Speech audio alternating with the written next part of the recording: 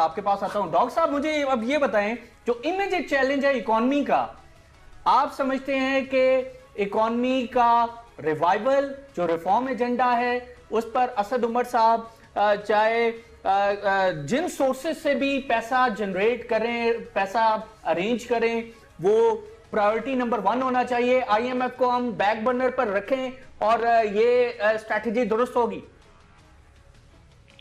جی دیکھیں، سب سے پہلے تو اب تو کسی کو اس میں شک نہیں ہونا چاہیے کہ ہمارا سب سے امیجیٹ جو چیلنج ہے نا وہ بیلنس آف پیمنٹ کا ہے۔ ٹھیک ہے جی، اور اسی کی وجہ سے ہم یہ بحث کر رہے ہوتے ہیں کہ آئی ایم ایف میں جانا چاہیے نہیں جانا چاہیے۔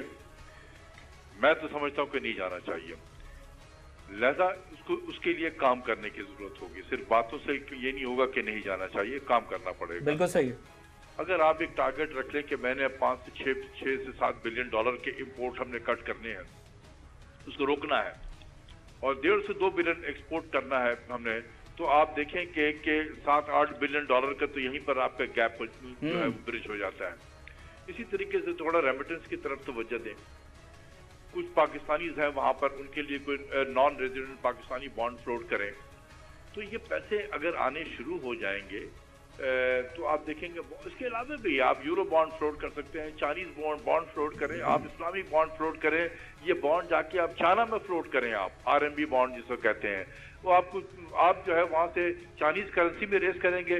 Use that money for settlement of trade account between China and Pakistan, جو اب یہ لوکل کرنسی میں بھی آپ کر سکتے ہیں۔ تو دنیا جہاں کی چیزیں ہیں جو ہم کر سکتے ہیں، لیکن سب سے امیجیٹ چیلنج جو ہے وہ ہمارا بیلنس آف پیمنٹ کا ہے۔ اس کو ایڈریس کرنے کی ضرورت ہے، اور اس سے ملتا جلتا جو ہے وہ ہمارے بجٹ کا ہے، کیونکہ جو بھی ریفلیکشن آتی ہے بجٹ پہ، بیلنس آف پیمنٹ پہ، اس کا روٹ جو ہے وہ بجٹ ہے۔ بالکل صحیح۔ بجٹ کی طرف ہمیں توجہ دینی چاہیے کہ کس طریقے سے ریسورس موبیلائز کرنا ہے، کس طریقے سے ایکسپینڈیچر کو ریشنلائز کرنا ہے۔ یہ جو ارشد حسین صاحب کے ذمہ کام لگایا گیا ہے وہ اسی چیز کے لیے ہے کہ ایکسپینڈیچر کو کیسے ریشنلائز کیا جائے۔